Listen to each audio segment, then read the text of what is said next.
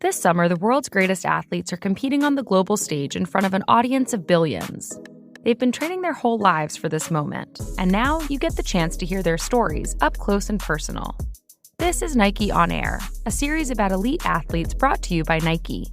You'll hear from the world's fastest woman, Tatiana McFadden, the breakout breaking star, Sunny Choi, basketball legend Dawn Staley, and more. Listen to Nike On Air starting July 7th, only on the Womanica podcast feed.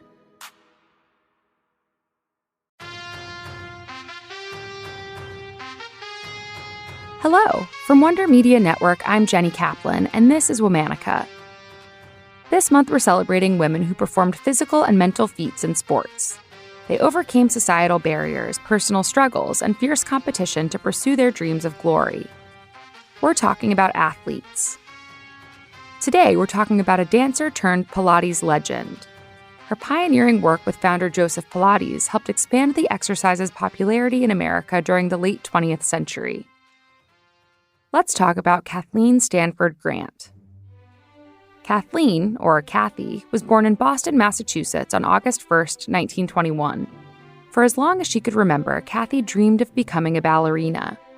She later recalled, "I think I started to dance in my mother's womb." But Kathy was a young black girl in an era of racial segregation. It was hard to imagine breaking into the exclusive and very white world of classical dance.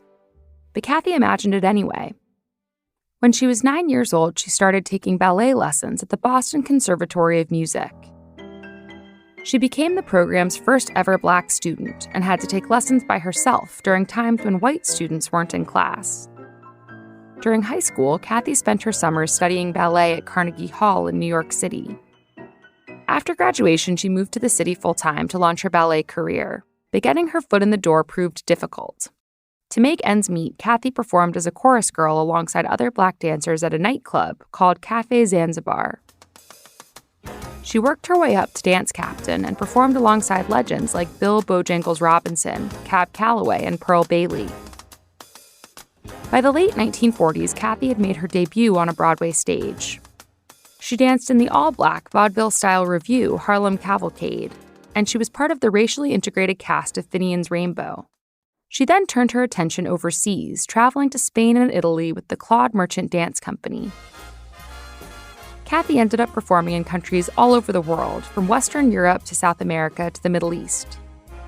After a lifetime in the racially segregated United States, she reveled in the freedom she enjoyed as a black woman in other parts of the world. Kathy returned to New York in the early 1950s, planning to continue her dance career. But then, her knee gave out. She was desperate to continue performing, but even after surgery, sinking into a plie during dance class brought tears to Kathy's eyes. It seemed hopeless, until fellow dancer and Broadway star Pearl Bailey gave Kathy some life-changing advice. And so she said, "Stop. I don't want to see you in this studio anymore. I want you to go to Joe Pilates." Mm-hmm. And so Joseph Pilates had developed his revolutionary exercise program as a young man in Germany and honed it while living in an internment camp during World War I. He'd since moved to New York City and opened a studio where he instructed stars like Katharine Hepburn and Laurence Olivier on exercise contraptions like the Reformer. When Kathy began training with Joe, they started with the basics. He told Kathy she didn't know how to properly walk or stand.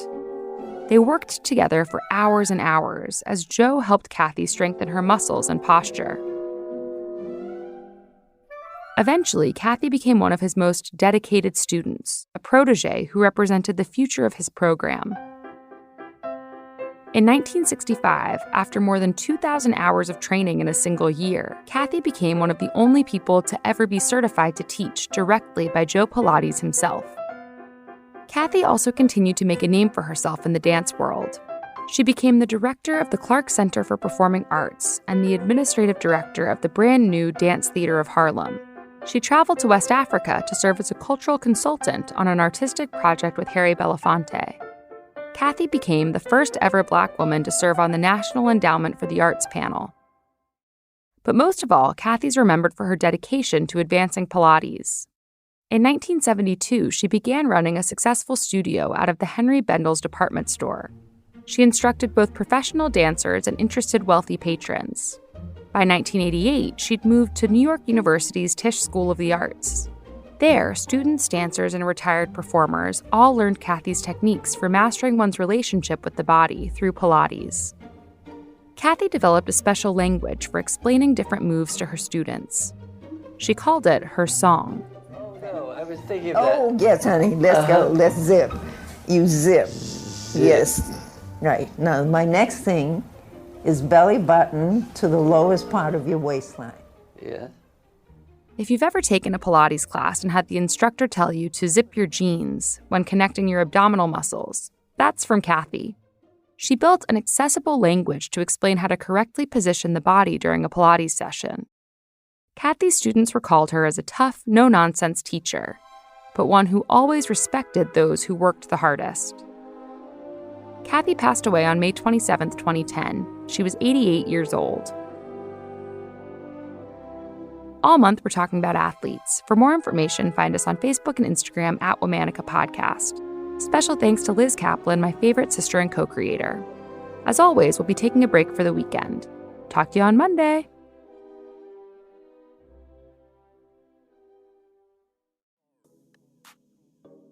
This summer, the world's greatest athletes are competing on the global stage in front of an audience of billions.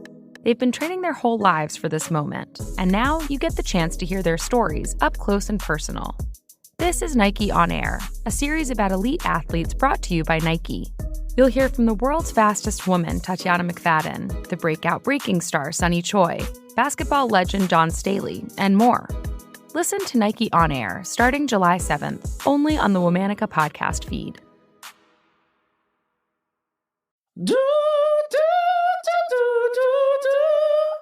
We all know what that music means. It's time for the Olympics in Paris. I'm Matt Rogers. And I'm Bowen Yang. And we're doing an Olympics podcast?